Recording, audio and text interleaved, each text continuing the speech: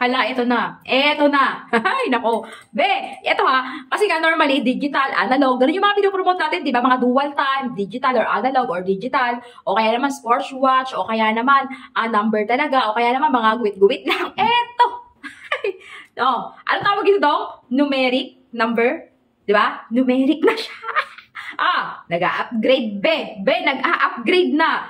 Ang kagandahan sa kanya, grabe guys. Oh, tinan niyo mabuti sa malapitan. Oy, ganyan ang itsura ng relo. Sa malapitan. Pakita ko nga sa inyo sa malapitan. Baka maiyak kayo pag nakita nyo sa malapitan to. Standby lang. Ayan na, babe, sa malapitan. Ito talaga yung nagbibigay ng, accent dyan, yung pa-number, antang dito, date effect dyan. Tinan mo, ang ganda,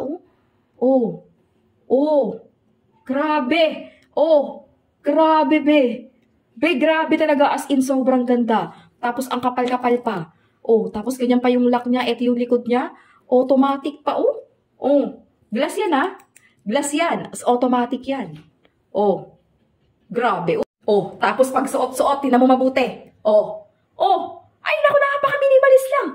Ayun lang naman ang itsura pag suot-suot, di ba?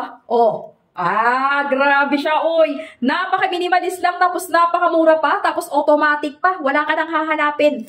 Eto pag ikaw may hinanap pa, di ka na talaga makontento, sinasabi ko sa'yo, wala ka nang hahanapin, complete inclusion na yan dito sa hawak-hawak ko. Tapos napakamura. Dyan lang. Ayan, i-click mo yan. Pindutin mo lang yung yellow basket na yan. Dyan ka lang mag-check out kung gusto mo yung ganitong klaseng relo.